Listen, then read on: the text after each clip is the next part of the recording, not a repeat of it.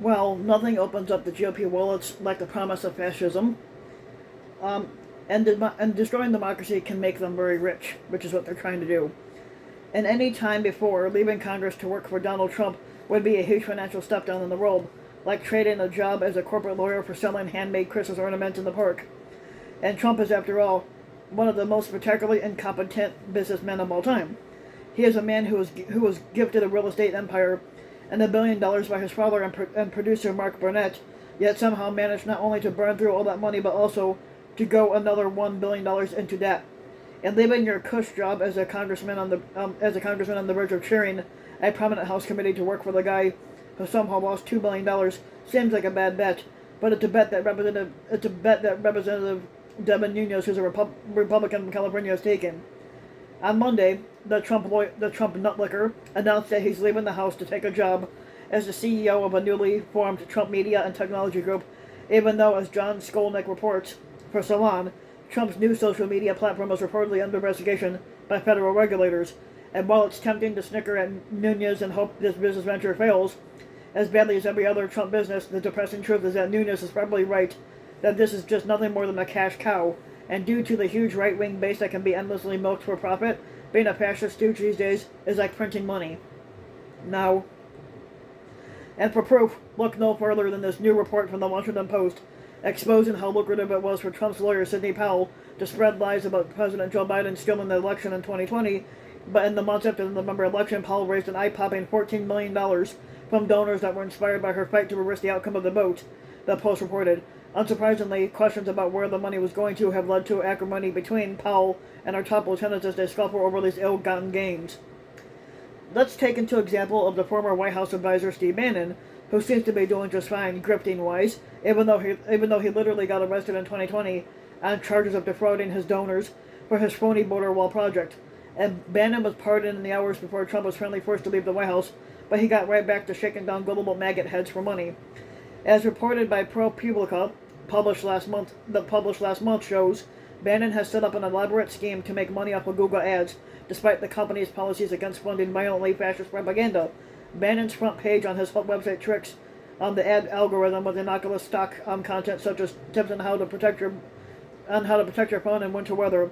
And right below, however, is a video player that routinely portrays participants in the January 6th Capitol riot as fake patriots and airs false claims about the 2020 election and the COVID-19 pandemic, all funded inadvertently by the prominent brands as Land Rover, Volvo, DoorDash Staples, and even Harvard University.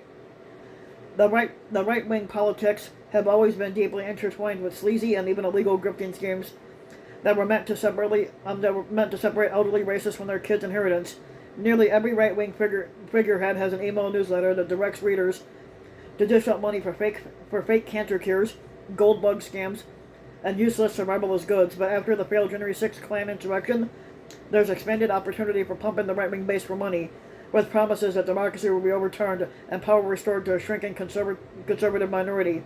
And to be certain, Trumpists like Powell and Bannon are entirely sincere about their hopes that they can gut the electoral systems and install Trump as an illegitimate authoritarian squatter. But they also recognize how the millions of Americans who share those hopes are only too happy to turn over their retirement accounts for this fascist cause. Of course, there is no bigger fraudster than Trump himself. Trump's supposed media company, the one Nunes is joining, is looking very much like an elaborate scam, and Trump has raised hundreds of millions of dollars of investor funds, even though, as Matt Levine of Bloomberg writes, there is absolutely no financial, or technical, or business information available publicly about the company, and almost no sign that the company is actually building a social network or streaming platform or anything else for that matter. But the supposed valuation of the project is $1.6 billion, but this is literally based on nothing but the fact that Trump is attached to it. You know, the guy who took $1 billion in cash and managed to turn it into $1 billion of debt before running for president.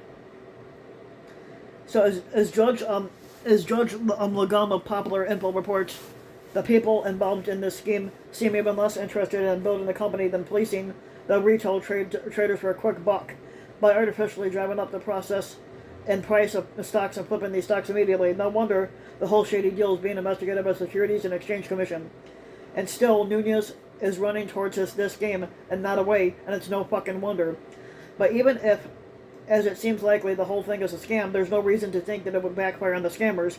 But Trump and most of his butt buddies haven't paid a single legal penalty for trying to overthrow the U.S. government. Of course, they feel confident that they'll get away with shaking down a bunch of gullible investors who mistakenly think that Trump, who couldn't manage his own checking account if he had to do so himself, is somehow going to create a major media company.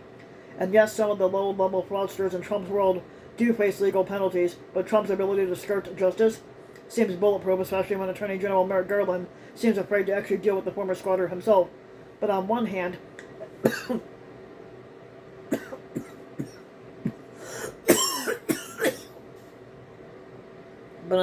on one hand, it's hard not to fucking laugh. Who cares if Trump and his butt buddies separate the maggot heads from their money? On the other hand, the problem is these frauds aren't merely frauds. They really are financing what is so far an extremely successful effort to lay the groundwork for stealing the 2024 election. But the fascist movement is very real, even if there's a lot of fraud wound in it by its leaders hoping to get their beaks wet while they end our democracy. But our legal system's inability to deal with the fraud aspects is just a symptom of a larger problem, which is a failure to deal with these arsonists of democracy at all. If that doesn't fucking change, then this country will have a lot more to fucking worry about than idiot retirees emptying out their bank accounts for the latest Stop the Steal Klan scam.